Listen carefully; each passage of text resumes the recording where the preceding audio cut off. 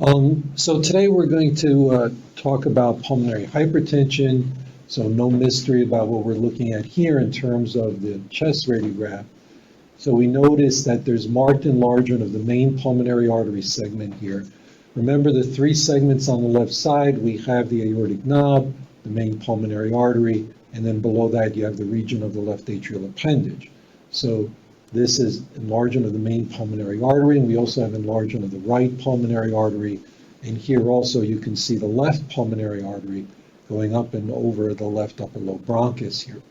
So central pulmonary artery enlargement, one of the first things that comes to mind is pulmonary hypertension and various causes of pulmonary hypertension.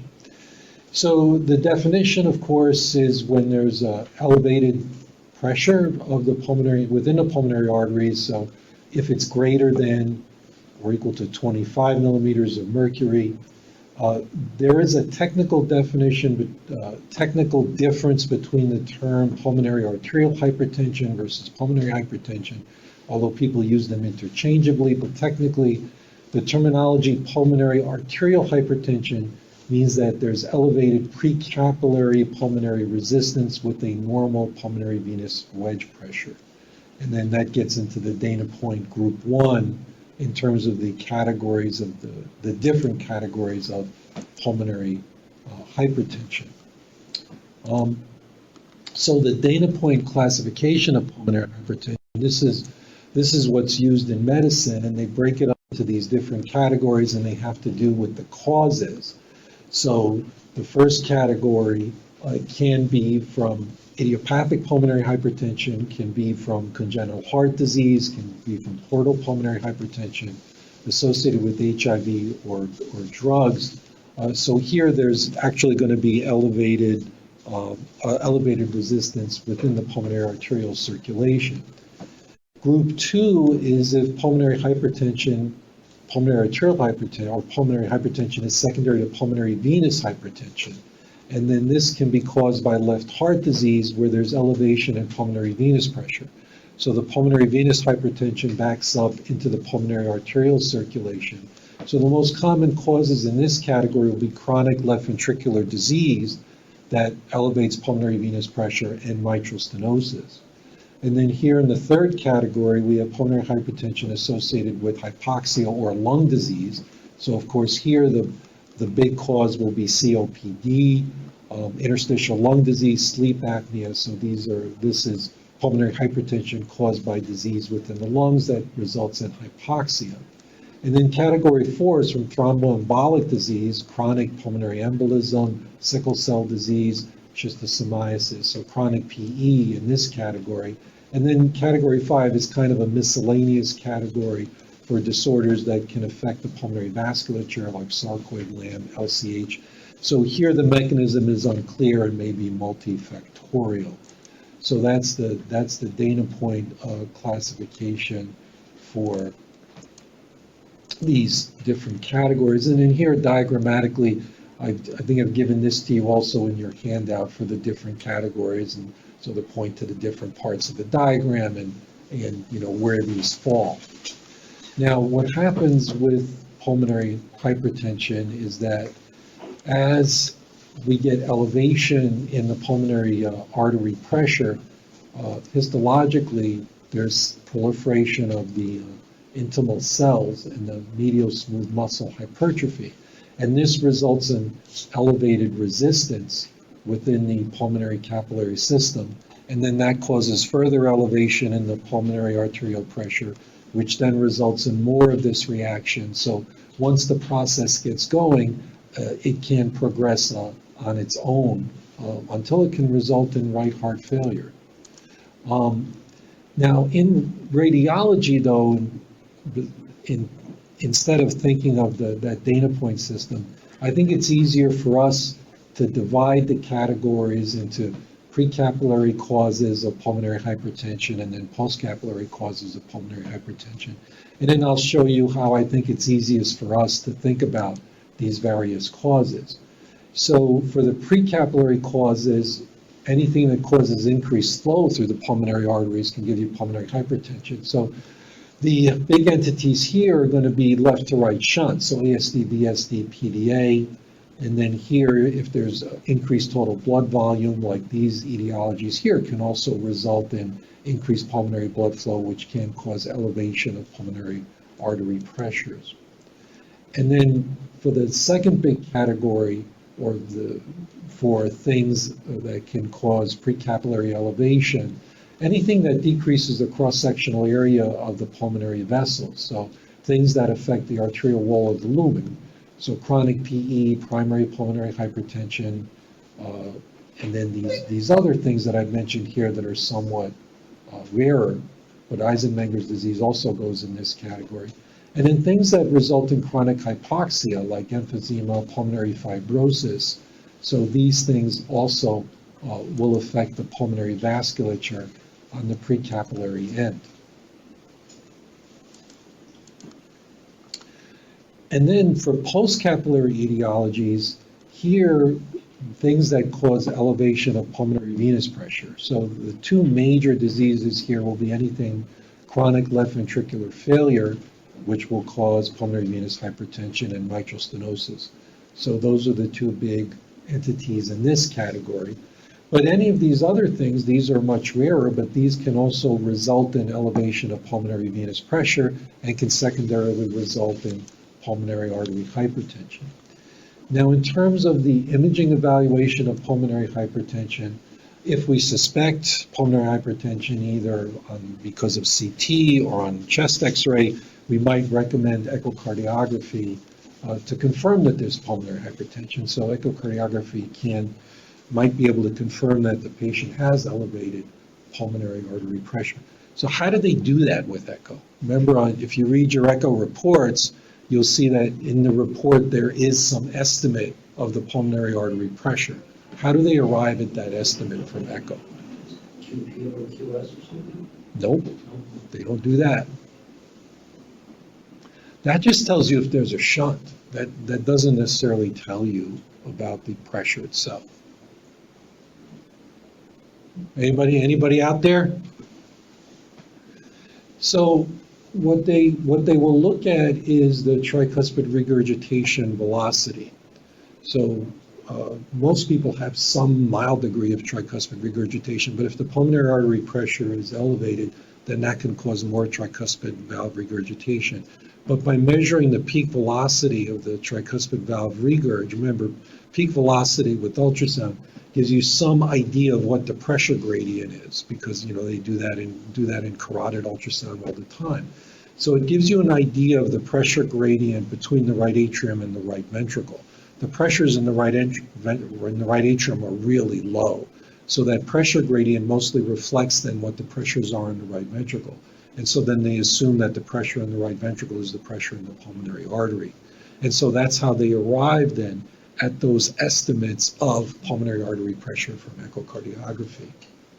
Now, the next thing that you can do as far as for the imaging evaluation is if there's concern about chronic thromboembolic disease as a cause of pulmonary hypertension, the nuclear medicine study, the VQ scan, the perfusion scan, is usually the test that you can go to. So patients who have chronic PE will not have a normal perfusion scan. So this scan then can help to rule out chronic PE as a cause of pulmonary hypertension. And then we can go on to CT to evaluate for other causes of pulmonary hypertension, like if there's any disease in the lungs. And then for definitive evaluation, there's right heart catheterization to confirm that the pressures are abnormally elevated, and also the response to vasodilators, as that gives some prognostic information, and also in terms of therapy, what they can do. And then for functional analysis, the best way to evaluate the function, at least non-invasively, of the heart is with MR, especially if you want to look at right ventricular function. Echocardiography, it's kind of hard to look at the right ventricle with echo because of the access windows that you have. So MR is the best way to actually non-invasively evaluate right ventricular function. Okay. So on the chest radiograph, we look for right heart enlargement. The main thing we look for enlargement of the central pulmonary arteries. I mean, there are numbers there, but usually you can just eyeball it. Pulmonary artery calcification, though that's pretty rare to actually see on the radiograph, but if you see that, it always means pulmonary hypertension. But if pulmonary hypertension is from pulmonary venous hypertension, then you might see evidence of pulmonary venous hypertension, redistribution, curly B lines, so evidence of pulmonary venous hypertension. In addition to an enlarged pulmonary artery, then you would think of causes of pulmonary venous hypertension that are causing the pulmonary artery hypertension. So then you would evaluate the left ventricle and look at the left atrium to try to decide, is it chronic left ventricular failure or is it rheumatic heart disease with mitral stenosis? So if you're looking at the chest x-ray, if there's no lung disease and you have big pulmonary arteries, you can think of Eisenmenger's, you can think of chronic PE, you can think of idiopathic pulmonary hypertension. If there is lung disease, then obviously what kind of lung disease do you have? Is it COPD? Is it emphysema? Is it fibrotic lung disease? Is it interstitial lung disease causing severe fibrosis of the lungs? If there's pulmonary venous hypertension, evidence of that on the chest radiograph, vascular redistribution, curly B lines. The two biggest things in that category would be rheumatic heart disease, mitral stenosis, chronic left ventricular failure. So you'd want to look at the left atrium on the chest radiograph. You want to look at the size of the left ventricle, also on the chest radiograph. So on this chest x-ray, we have markedly enlarged central pulmonary arteries here, okay? And then here's the CT.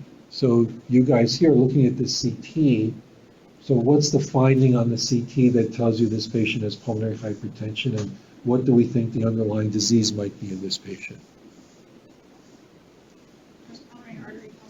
Yeah, so there are pulmonary artery calcifications. In addition to some enlargement here of the central pulmonary arteries, there are pulmonary artery calcifications here. And pulmonary artery calcifications pretty much always means pulmonary hypertension. And you can actually see it, although it's kind of subtle, even on the chest radiograph. You see that pulmonary artery calcification there, okay? So that's a sign of long-standing pulmonary hypertension. What do we think the underlying disease is in this patient? Why do we think this disease is pulmonary? Why do we think this patient has pulmonary hypertension? Emphysema, right. So what do we see here in the lung? This is what? What kind of emphysema? Yeah, this is central lobular emphysema. So this is a patient with central lobular emphysema who developed pulmonary hypertension, okay? Now there are findings on CT, other findings on CT, also things that we look for to make the diagnosis of pulmonary hypertension, and they're kind of illustrated here. So is there anybody there at Beth Israel? No? Okay, you guys here, what are the findings here on CT that go with pulmonary hypertension?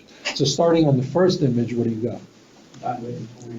Yeah, so you have enlargement of the main pulmonary artery, and what you want to do is you want to find this particular slice where you see the aorta and you see the main pulmonary artery on the same image side by side. So the diameter of the main pulmonary artery should be about the same as the diameter of the aorta, about 3 centimeters, okay? By the way, why are the two almost the same in diameter?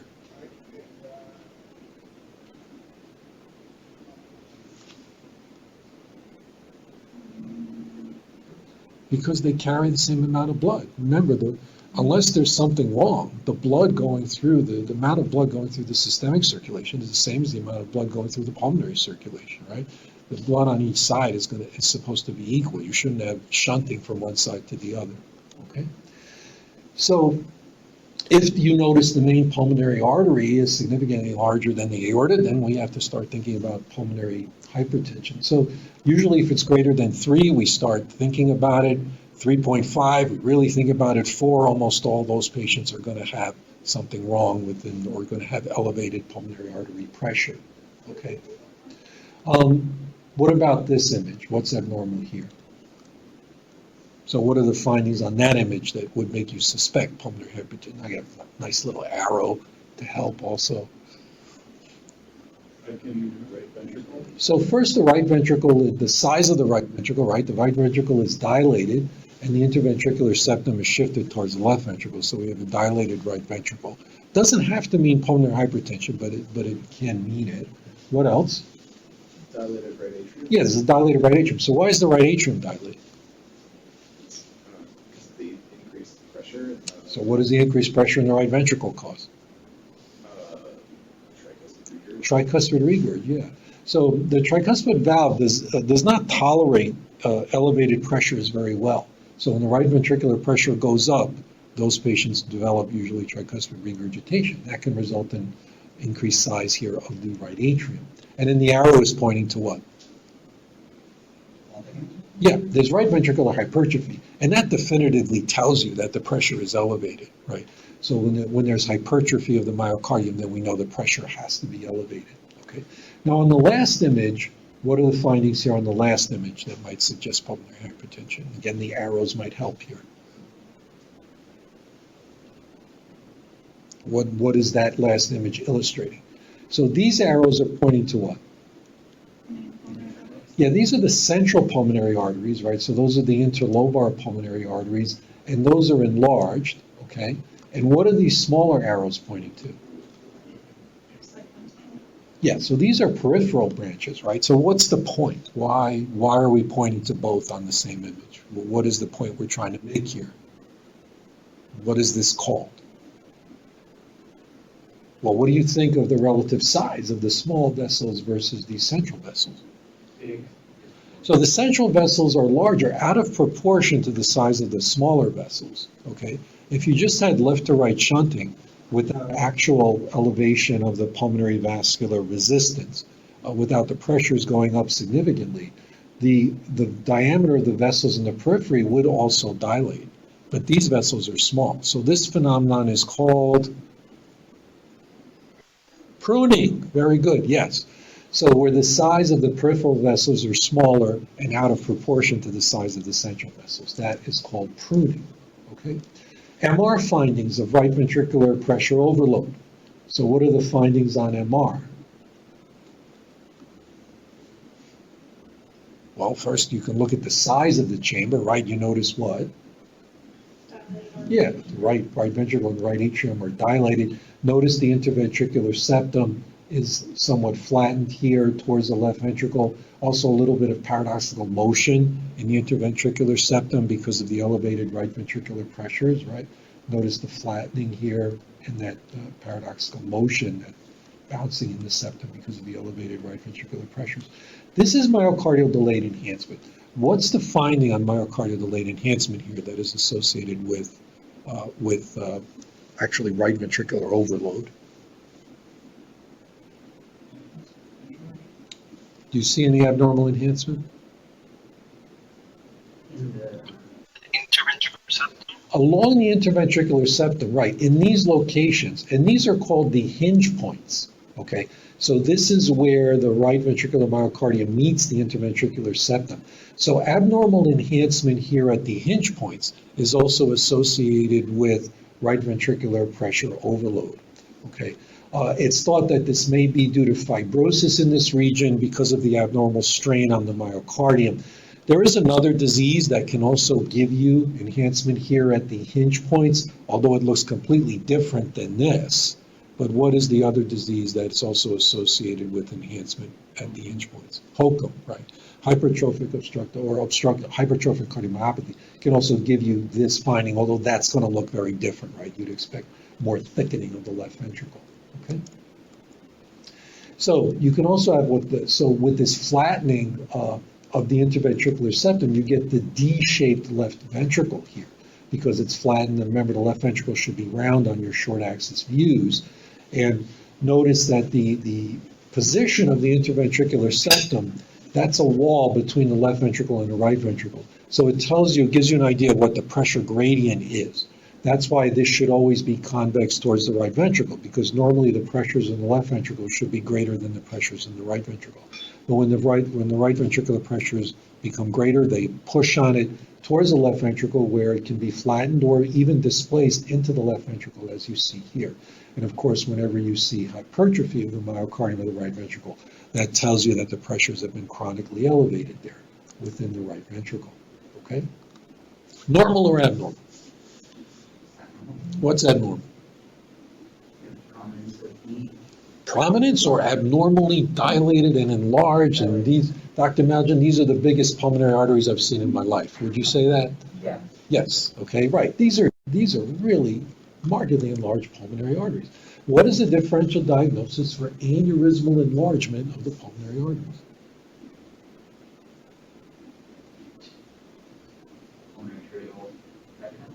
Well, not just run-of-the-mill, I mean, we've seen many cases of pulmonary artery hypertension that they don't necessarily give you aneurysmal enlargement. Anybody? So not so much Marfan's, but vasculitis can, right? So vasculitis involving the pulmonary arteries can give it to you. So Eusto-Vans and Behçet's are vasculitides that might have a propensity for the pulmonary arteries. So that can be in a differential diagnosis. Severe pulmonary valvular regurgitation, that also can give you aneurysmal enlargement of the central pulmonary arteries. So that also might be something to consider. In this particular patient, I'm told that's a head CT. We also have this to go along with the chest radiograph. So what's the finding on the head CT? Yeah, so there's a large infarct there on the right side. Now, how do we put this together? How do we put these findings together? From what?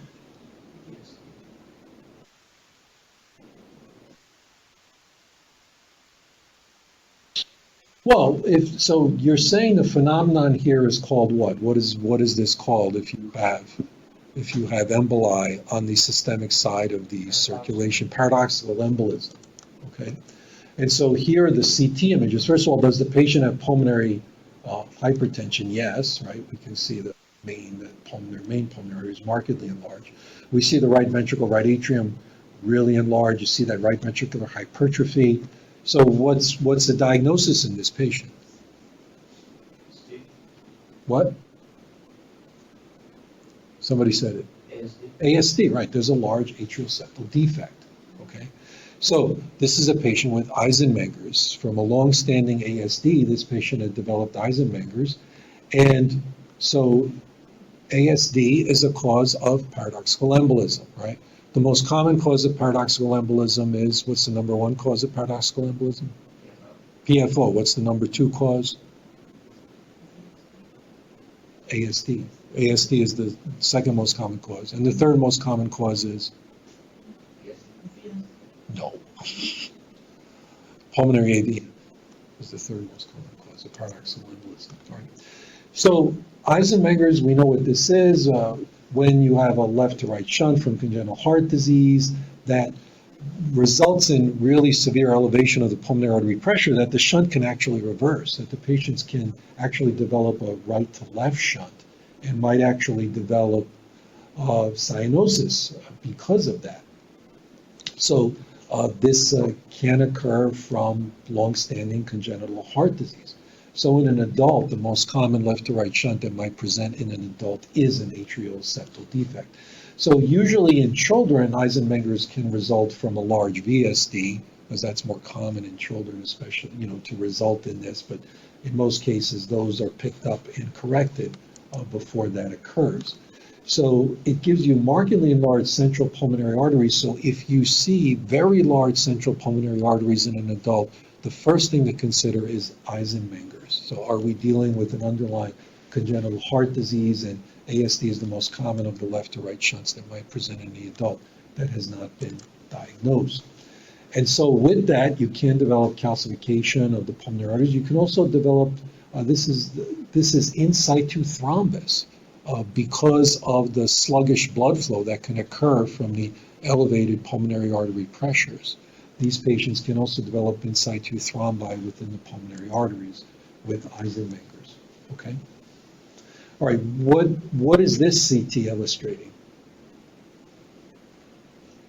Chronic P. Yeah. So this is chronic pulmonary embolism. How do you recognize it? Eccentric. Yeah. So we have eccentric filling defects here, there in the interlobar artery there, and then here also peripheral. So acute PE gives you central filling defects with contrast around it. But if we start to see eccentric filling defects within the pulmonary arteries, then we think of chronic PE. And then we can see here that this patient also has some right ventricular hypertrophy. So this patient does have pulmonary hypertension as a result of the chronic PE.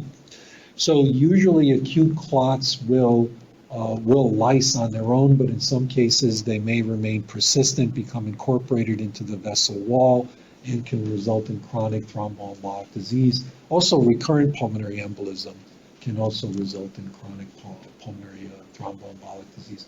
So we will see this as a peripheral filling defect within the vessels. And other signs of this with incomplete recanalization, you can also see webs. So here's a nice example of a web inside the pulmonary artery. So that's what that looks like. So the clot is not completely lysed, and what's left behind is this web. So that's another finding associated with chronic thromboembolic disease. So here's another nice example of chronic PE. You see the clot here peripherally. It's starting to become incorporated into the wall of the vessel. And then this finding on the lung windows, what's the finding on the lung windows called? Yeah, so there's mosaic, actually mosaic perfusion. So here we have the areas of lucency, which represent areas of decreased pulmonary blood flow because vessels here have been occluded from the chronic PE. And so these areas that look like ground glass opacity actually have increased pulmonary blood flow. So these are actually the more normal areas. And in these areas are areas of decreased blood flow. So this phenomenon we said is called mosaic perfusion. And if you see mosaic perfusion with enlarged central pulmonary arteries, and we think of vascular disease like chronic PE. The most common cause, though, of mosaic perfusion is what? Air trapping, right. Now, how do you differentiate air trapping from this? So that far and away is the most common cause. So if you see mosaic perfusion, think air trapping first, but how do you differentiate air trapping from this as a cause, as from chronic PE? So yes, so air trapping tends to give you lobules of air trapping. So it breaks down into secondary pulmonary lobules. Whereas here, the areas of the abnormality of the lucency are much larger. Okay, so they look more like vascular territories than secondary pulmonary lobules. And then the other thing is just look at the central vessels, because these patients usually have pulmonary hypertension. And so when you look at the central pulmonary blood vessel, they'll be abnormally enlarged. Okay, so mosaic perfusion, as we've talked about, can be associated with chronic PE.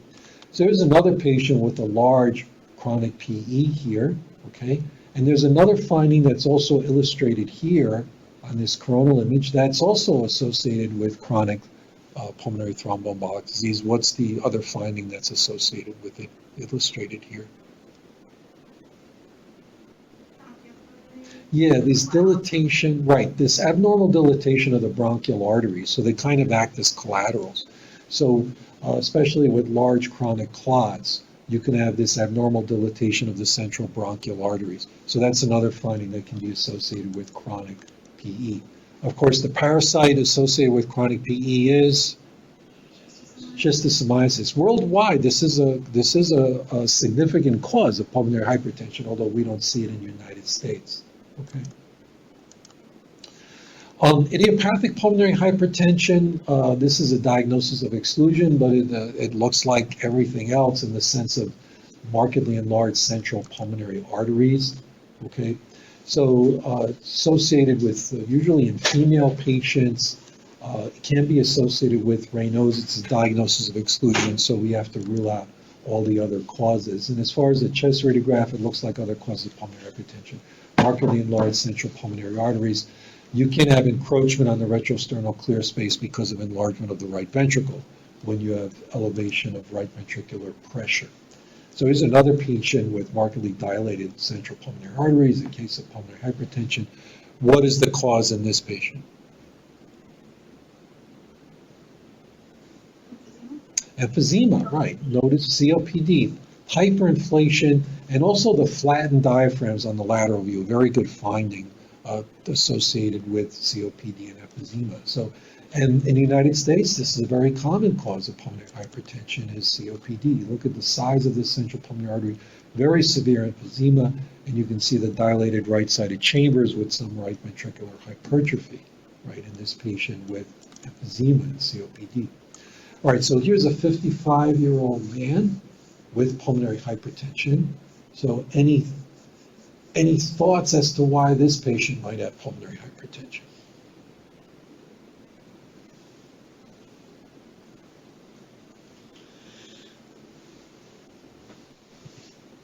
Any finding on the images? We got big vein pulmonary artery, we know that, right ventricular hypertrophy. It's given that the patient has pulmonary. Is there another finding on the CT? Gynecomastia, right. Any way we can put that together? So, not hepatopulmonary syndrome, but you're close. But what do we call it?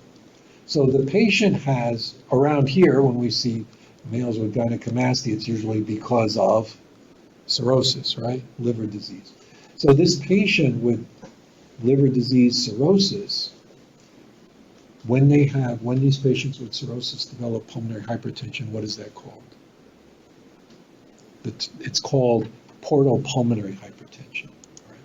So portal pulmonary hypertension is associated with cirrhosis. The explanation is vasoactive. It's a very nice hand-waving explanation that explains a lot of things with cirrhosis. But vasoactive substances not metabolized by the liver bypass the liver via portosystemic shunts, and these cause then abnormalities in the pulmonary circulation, resulting in pulmonary hypertension.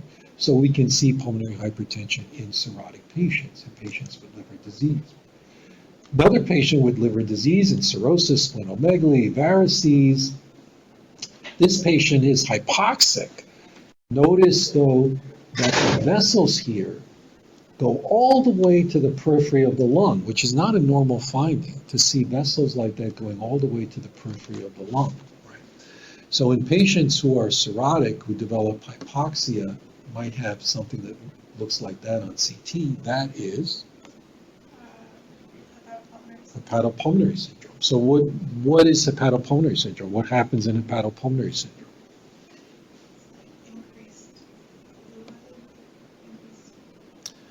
Well, they have decreased vascular resistance that opens up arteriovenous shunts in the periphery of the lungs.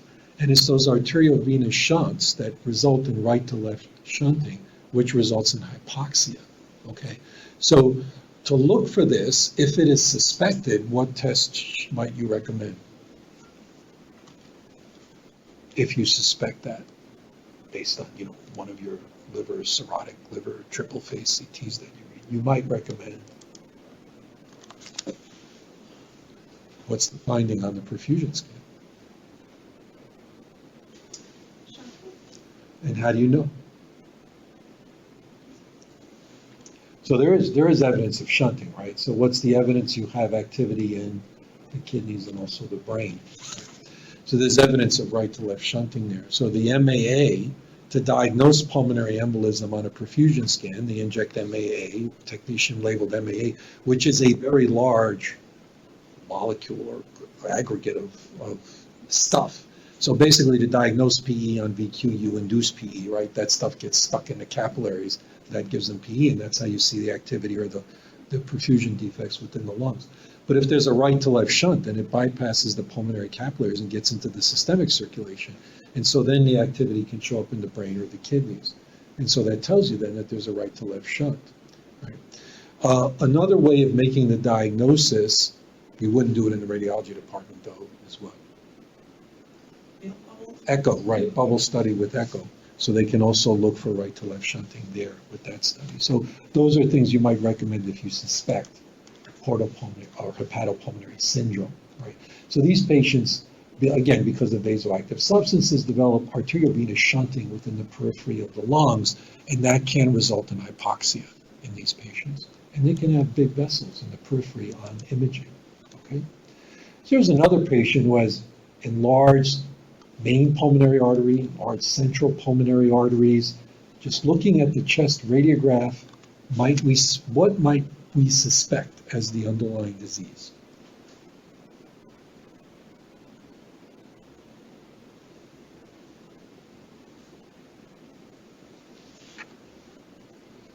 Think there's any vascular redistribution here? Yes? Okay, so, and what's the finding on the chest radiograph that would go with that?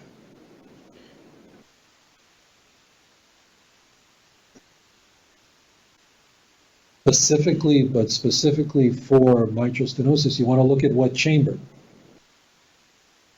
And what do you think of the left atrium? Yeah. On the lateral view, there's bulging here in the region of the left atrium. So the left atrial appendage is somewhat displaced, but it's a little harder to tell because of the big main pulmonary artery. All right.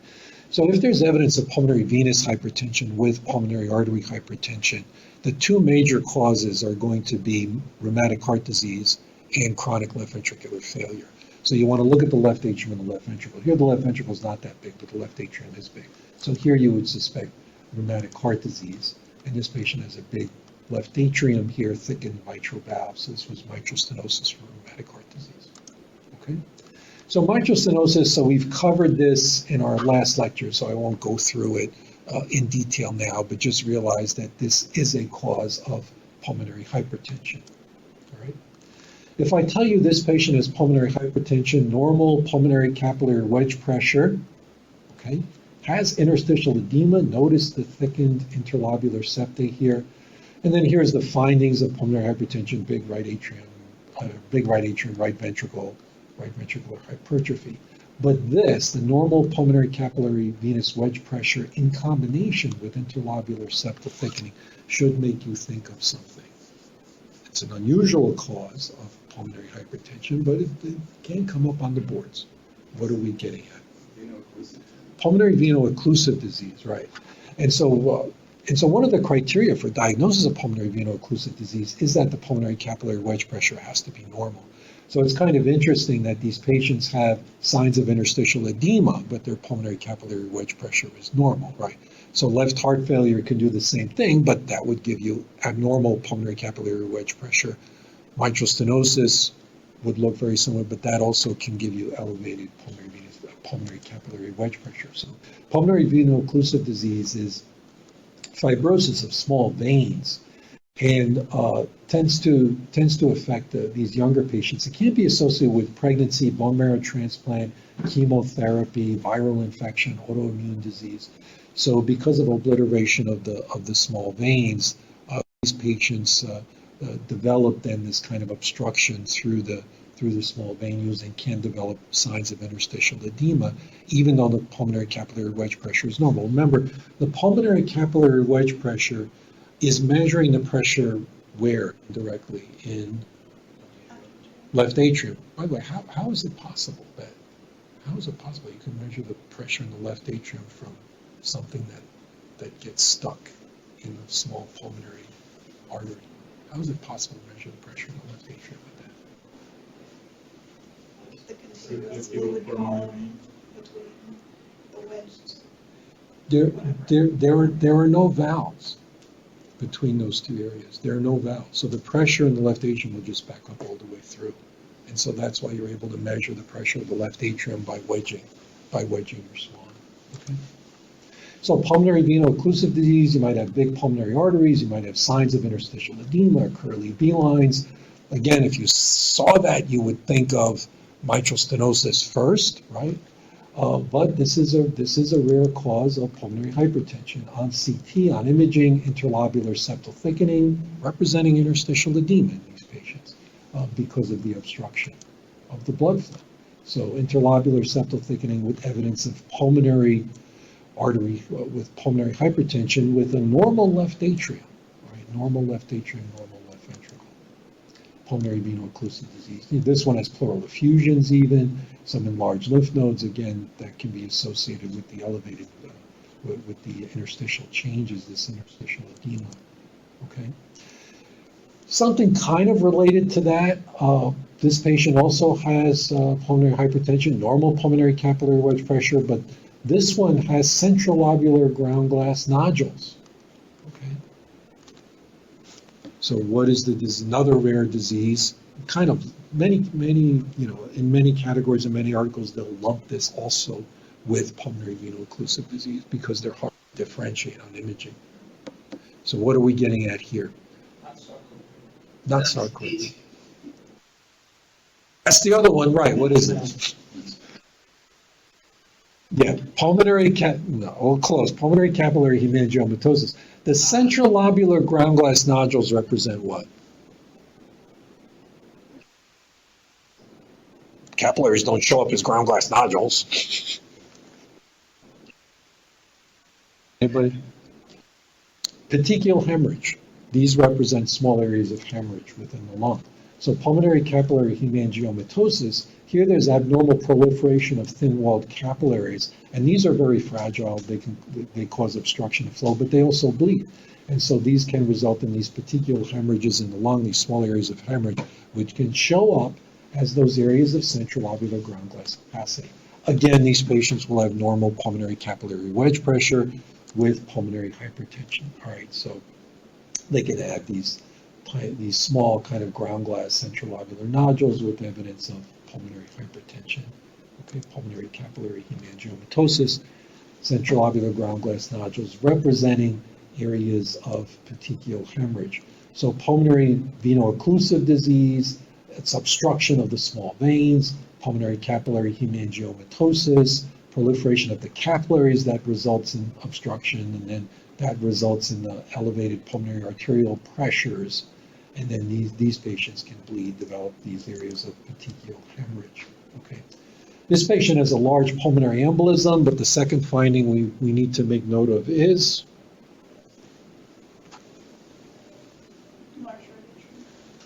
large right atrium and right ventricle. So we call this right heart strain, right?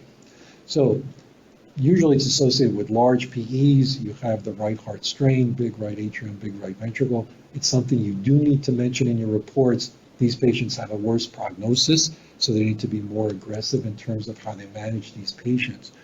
So about 30% of normal tensive patients with PE will have right ventricular dysfunction.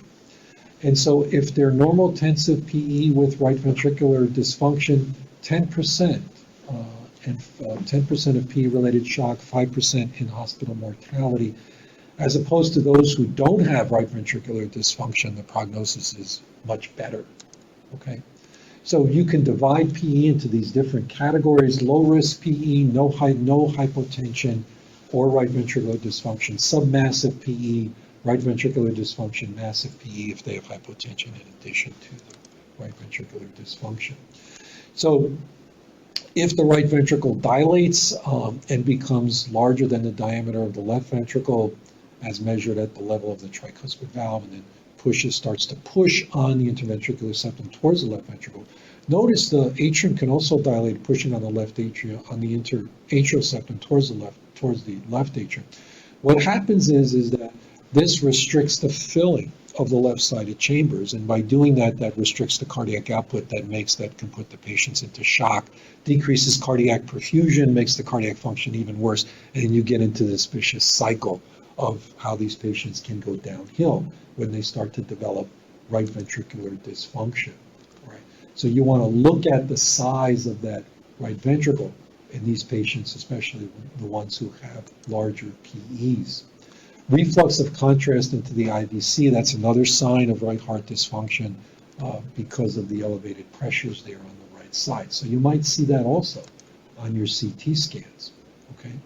So that can also be associated with worse prognosis if you see reflux of contrast into the inferior vena cava in patients who have large PE.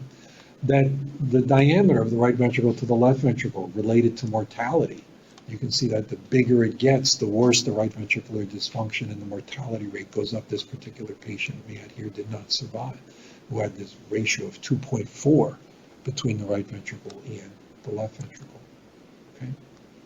Now, if there's other chronic underlying disease like pulmonary hypertension, then you might have a dilated right ventricle in those patients. This patient does not have PE, but so. Just remember that PE is not the only cause of dilated right ventricle, even when you're doing a PE scan. Okay? So cor pulmonale is when we have disease of the right side of the heart caused by structural abnormalities within the lung. So acute PE is a cause of acute cor pulmonale, but in most cases we see it from COPD. These are other causes here of chronic cor pulmonale. So lung disease causes chronic cor pulmonale. And so what that can do is it can cause dilatation of right-sided chambers. Here we have dilated right atrium, dilated right ventricle. in those patients with cor pulmonale. They can get reflux of contrast into the IVC because of tricuspid valve regurgitation associated with the dilated right-sided chambers.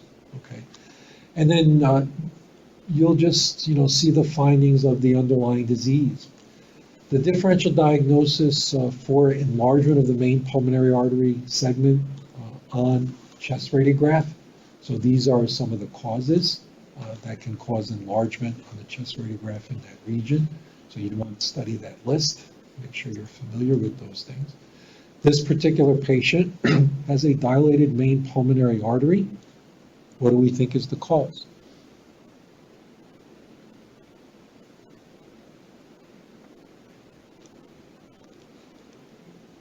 No thoughts? And what do we see here on MR?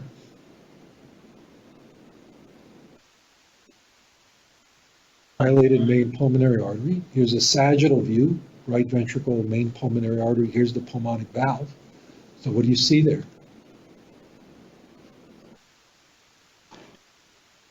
There's a little bit of regurgitation, but this is a stenotic jet. It's happening in systole, right? Notice in systole, there's a jet from pulmonic stenosis. So this is post-stenotic dilatation of the main pulmonary artery. You can see here also the left pulmonary artery is dilated, but the right pulmonary artery is not. So going back to the plain film, main pulmonary artery is dilated, but the right pulmonary artery is not, okay? So if you have dilatation of the main pulmonary artery and the left pulmonary artery with a normal right pulmonary artery, you should think of pulmonary valvular stenosis, okay? Can you pick out dilation on the left on the X-ray? That's really, That's tough, right? But do you need that? I guess not. No, because the right's normal, okay? This patient, pulmonary valvular stenosis. This patient, pulmonary hypertension from atrial septal defects. Notice the right pulmonary artery is enlarged. So this patient has real elevated pressures in the pulmonary arterial system. This patient does not. This is post-stenotic dilatation. Okay. Some rarer things, partial absence of the pericardium. The left atrial appendage can stick out in this region. If the pericardium over that is absent, that can be associated with gangrene of the left atrium. So that's very rare, but that can give you a bulging in that region. Absence of the pulmonic valve that can be associated with tetralogy of flow. So paradoxically, these patients can have big central pulmonary arteries, even though they have decreased pulmonary blood flow, because of severe pulmonary valvular regurgitation. So that's an unusual cause of enlargement of the central pulmonary arteries there. So that can occur in patients with tetralogy of flow. Causes of right ventricular enlargement, all right? So here's a young patient with right ventricular enlargement of the right atrium, lots of reflux of contrast here into the inferior vena cava, okay? So what are things to consider? Well, pulmonary hypertension can do it. Do we think this patient has pulmonary hypertension? Yes, no? No. Why? Even though I'm not showing you the pulmonary artery. What do you think of the right ventricular myocardium? It's normal, right? It's not thickened. So we don't think the pressures are elevated there within the right ventricle. Well, what are other things that might cause dilatation of the right ventricle, right-sided chambers? What shunt can give you isolated enlargement of the right atrium and the right ventricle? What kind of shunt? What kind of left to right shunt? ASD, atrial septal defect, can give you enlargement of the right atrium and the right ventricle. There are cardiomyopathies that can affect the right heart. What cardiomyopathy? Arrhythmogenic right ventricular dysplasia can do it. Epstein's anomaly is a rare congenital heart disease that can give you dilatation of the right heart. Do we think this patient has Epstein's? Yes or no? Why not? Yeah, the septal leaflet here, the tricuspid valve, is not displaced. The location is normal, okay? So here we have a young patient who has dilatation of the right heart like this. What might we consider? Well, there's no PE. Young person? Well, what valvular problem might do this? Well, pulmonic stenosis would give you hypertrophy, right ventricular hypertrophy. Tricuspid regurg, severe tricuspid regurgitation. So a young person with severe tricuspid regurg could get it from what? Yeah, endocarditis, right? Endocarditis from IV drug abuse. Right? And that was the case actually in this patient. So right ventricular enlargement, elevated right ventricular pressures, we've talked about causes there, shunts, tricuspid valve disease, tricuspid regurgitation, ARBD, Epstein's. Those are causes of dilatation of the right ventricle. Here's a patient, markedly abnormal chest radiograph, and you wouldn't believe it, but all of that is from dilatation of the right atrium. And this was a patient with severe tricuspid valve regurgitation that resulted in that gigantic right atrium. Okay? All right.